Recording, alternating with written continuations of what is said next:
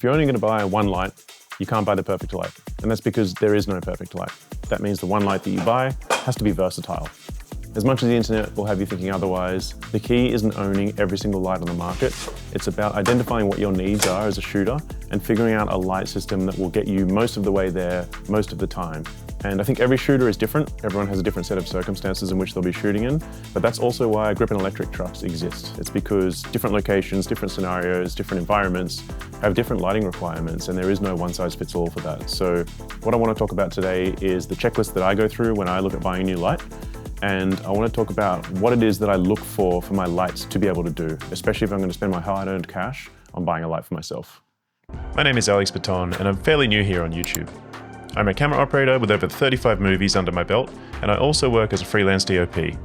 On this channel, we talk about all things cinematography, filmmaking, and film photography. So whenever I'm buying a light, whether it's cheap or expensive, this is the exact checklist that I go through. Value, versatility, usability, and future-proofing. Today, I'm using the Zhiyun Molus B500 bicolor light. It's currently the biggest light in the Zhiyun Molus series. And in my opinion, it is the best value light on the market right now for owner-operators. This light was sent to me as a demo, and I do get to keep it, but the thinking behind this light would be applied to any light that I would consider buying. Let's talk about value. Right now, B&H Photo have this light for $579 American. And in my mind, that is insane value. I've definitely spent more than that renting lights for a single shoot. And for something like this to own and to have in your kit, to be able to take on every single set, in my mind is near invaluable. It gets you two different color systems. You get 3200 and 5600 Kelvin and everything in between. It dims all the way down to 2700 Kelvin. And it goes all the way up to 6800 Kelvin as well. So you have a full spectrum of light there. It doesn't do RGB, but in my personal opinion, having an RGB key light isn't my main prerogative. I always want something that's either tungsten or daylight or somewhere in between. Other competitors are things like the Aperture 600X, and I know that has a lot more to offer in terms of its weatherproofing abilities and its ballast and V-lock abilities and things like that. But the fact of the matter is you can almost buy 3 of these lights for the price of 1 of those. And this actually has more output on paper as well. This is running 76,400 lux at 3.3 feet away with a reflector. And the Aperture 600X is running 63,900 lux at 3.3 feet away with a reflector.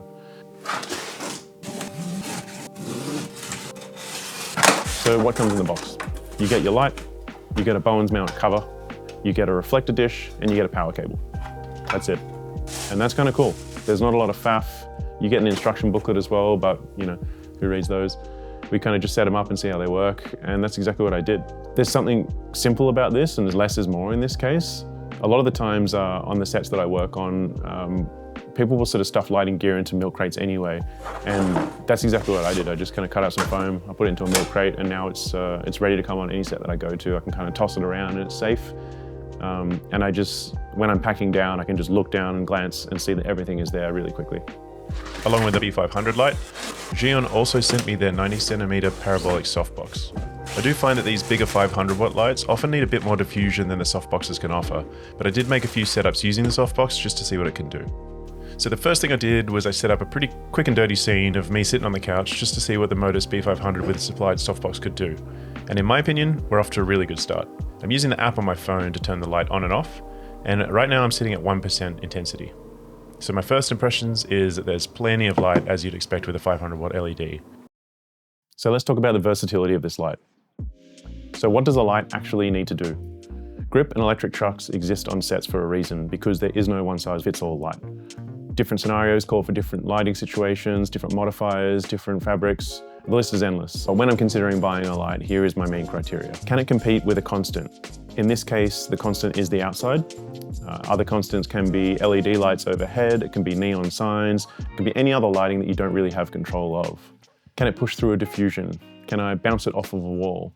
Can it compete with existing window light without falling apart? Is it able to wrap around a subject? These are all the things that I consider when I'm buying a light, and that I've put the B500 through the tests. I roughed together some scenes of some basic things that I would consider shooting when I'm out and about. They're all just around my house, so they are kind of quick and dirty, but I thought I would just sort of put it through its paces, bounce it through some things, shoot it through some things, see how it performed as a sort of a do-everything light.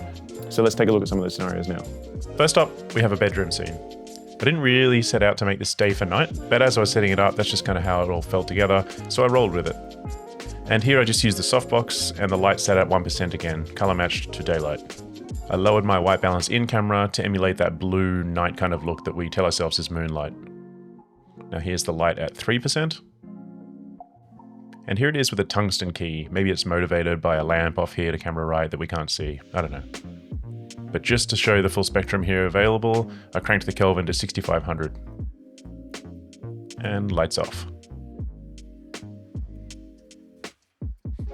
Pretty standard scene here where I'm just hanging out by my window with a big camera and lens. Well, what we're doing here is we're trying to get our light to feel like it's motivated by the window. So here I turn it on. I think it's at too much power, but the direction is nice, but we do lose our shadow side to camera.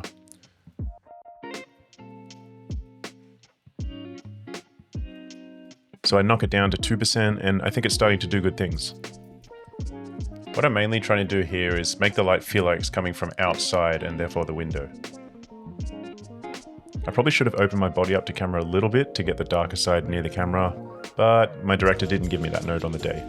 Here's the light off again just to see what it's doing.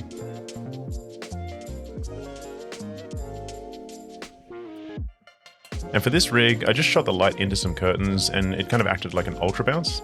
And I got my source as close to the window as I could to really motivate it like it looked like it was coming from the window. Here's a scene where I've just finished loading some film into my camera, and I figured I'd motivate the light coming from the window on the right. For this setup, I wanted to see how the light performed shooting straight into a full grid light cloth with no other diffusion. Here's the light off, just to see what it's doing. I kind of messed up and I didn't shoot this with a balanced key light, so we get a tungsten key light being motivated by a daylight window, but that's okay. I think you get the point. And for all intensive purposes, I think it is soft enough. Maybe I could diffuse it a second time by bouncing it into something, but for a quick setup, I think this looks really nice. Here it is cranked to 2500 Kelvin for a terrible look, but a bit of a demonstration on what the spectrum can do. Here's a scene with a guy watching TV.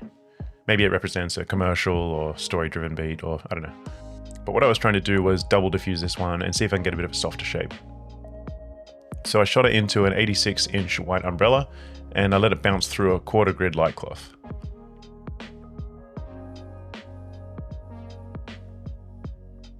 Here's the light off, light back on, up from 2% till 4%. And it does get a little spicy on the back wall here, which is why I was happy with the 2%. And here we are sliding up to 4300 Kelvin for a bit of a look, but it's also no longer motivated by this lamp in the background, so it doesn't really make sense, but again, just a bit of a demonstration. I tried to go for something a little bit wider in this scene. Here's the lights off, and as you can see, it's doing all of the work in this room.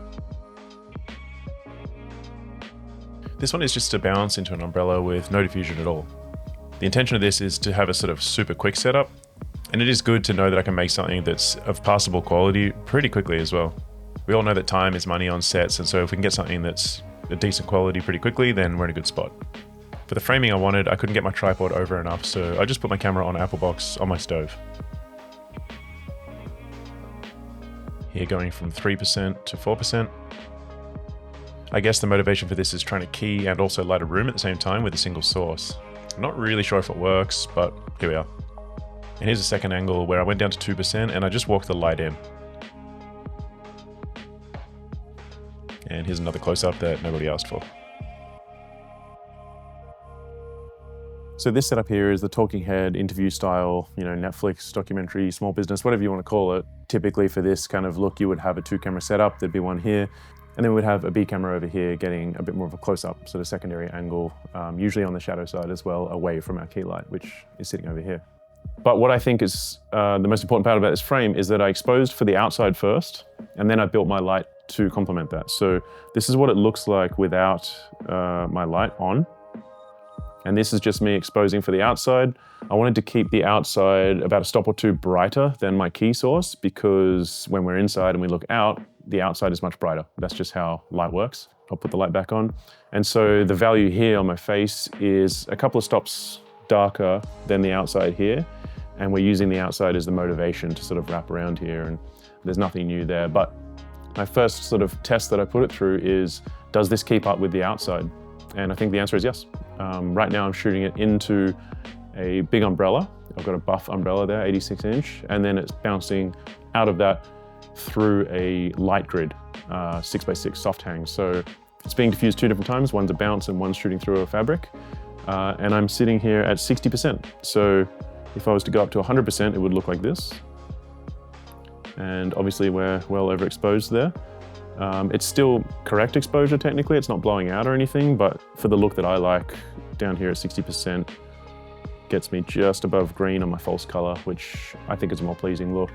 And also, to talk about what I was saying before, it sort of balances nicely with the outside, where the outside just looks a little bit brighter than the inside, and we don't get that green screen look. So let's talk about usability. Specs for lights don't really matter if you're not actually reaching for that light and using it on set. You can have all the Kelvin in the world, you can have all the lux in the world, it doesn't really matter if you're not using that light. So I consider these things for usability. Can I set it up quickly alone? Am I able to adjust the settings without leaving my camera, whether I'm in front of it or behind it on a shoot? Is it reliable? Does it take up a lot of space when it's packed down? Does it take up a lot of space when it's set up? One of the most important points for usability is its color consistency. Does it stay true to color? Does it stay true to color when it's being dimmed up and down? Does it have a magenta or a green spike to it? Is it color accurate on skin tones? All these things help me determine whether a light is right for me to own, or if it's something that I'm just going to go rent per shoot. All right, here's a quick real-world, very unscientific output test of the light. I set up the light 3 feet away, which is pretty standard for a test like this, but instead of using the reflector dish, I put the parabolic softbox on, because in no world am I really going to put the light right against the subject 3 feet away with just the reflector dish on it. And each time I just doubled my measurement of light starting at 1%, or in other words, I added a stop each time. I kept the exposure constant in camera so that you can really see what's going on, which is why it's pretty underexposed to start.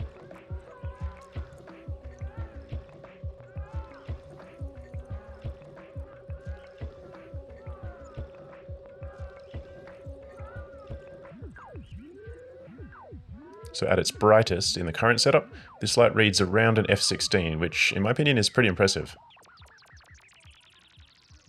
And finally, future-proofing. I wouldn't say that any of these are negative, but I think that they are just things to consider. I think we're sold a lot on what we don't have. That's a basic principle of selling, is to try and make people endorse the fear of missing out. And basically we're buying into something that we don't actually need. This does a lot for a light. And because it doesn't have a set of things, that's not a reason to not buy this light. I think just really considering what it is that you need as a shooter and what it is that you actually need in a light, and not paying a lot of money more for these arbitrary tools that you might even not use. The first thing that's obvious is a battery. It doesn't have a battery, but for my Aperture 600D that I've owned for I think 6 or 7 years now, I think I've used a V-lock on it once, and I used that thing a lot. Like almost every single shoot I went on, that thing would come along. I've keyed with it so many times, I shoot it through Windows, I do all sorts of things with it, and I'm planning to do the same with this. And I think one time I used a V-lock battery, and I think it even halves the power at that rate as well. So for me, that's not really a negative, especially considering the value of this light. The mount on it feels a little bit cheap. I do think that it could feel a little bit more metal. I'm not sure if it's metal or plastic, but you know, when I crank it down, it does feel like if I really went hard, it would kind of bust the baby pin receiver. But you know, just don't crank it down. It holds itself. Right now it's sitting on a C-stand with an umbrella hanging off the side of it. And the umbrella mount is actually a really cool feature as well, but it seems to be holding its own. I don't think it's going to break anytime soon, but it is a bit of a cheaper part of the light when the rest of the light seems to be built so well. There is no ballast, and sometimes that can be annoying if you have a light up in a space and you can't reach it to get to the back of the head. But also the app is really good. It's super functional. As long as you reset the Bluetooth, just make sure that it's working before the light gets up to an inaccessible area. And as a solo shooter, I actually think it's a plus because it's less gear to worry about, less faff, and the light still does, you know, everything that I want it to be able to do, and I don't actually miss the ballast. I spoke about this before, but it doesn't come with a case, but I actually don't mind that because, like I said, I can just stuff it into a milk crate and put some padding around it, and I can just lob that into my car when I go to shoots, and I'm not too worried about it at all. One thing that's not necessarily negative, and it's something I spoke about before that is worth considering, is that it does need to be diffused. When the light's sitting at 1% and you're shooting it through a softbox on a face, for my taste, it doesn't have enough of a soft look to be able to wrap around a face really nicely. So I would prioritize shooting this thing into bigger silks and bigger fabrics and bigger diffusions than the softbox that comes with it. The same is true with most 600 watt lights, where I think having to double diffuse them is where you get your really nice wrap and where you get your Rembrandt triangles and all that sort of stuff. And I guess a big consideration with this light is that you're not going to really light an entire room with it. This is a light for a person or a face, not really a space. And that's not a diss on the Zhiyun brand in any way, it's just the capacity of this light. So I think if you're looking for a light that can fill a space, like an M18 or like something that's sort of a hard light source from outside, this isn't going to be your player, but it is a really good light to be able to complement a space from the inside. And it's worth remembering that all of these points are subjective, and they're things that I'm looking at to actively try and speak negatively about the light. I actually really love this light, and it's a light that I'm really excited to keep using, and there's no set that I'm going to go to now where it won't just be tossed in the car and come with me, even if I don't plan on using it. That's going to do it for me today. Hopefully this video can be used by you as some sort of checklist if you're in the market to buy a light of your own. I think it's really important to ask yourself what it is that you need and to buy less and to do more. So for me, a light like this is a light that's extremely good value, it's extremely versatile, it's really well built, and I would rather buy a couple of these than buy something that's much more expensive that's going to do pretty much the same thing. But it's really up to you to ask yourself what it is that you need in a light, what kind of videos you're going to be doing, and how your light can complement the workflow that you're going to be doing. Ultimately, this is a business, so you want a return on an investment. You know, if I can get this to make me money, I'm going to buy this light. That's a good business investment as well. So it does the job, it looks great. If you want to buy one of these, there's a link in the bio below, but don't if you don't want to, you know, we don't need more stuff. So hopefully you got a lot out of this. Thanks for watching, and I'll see you on the next one. Bye.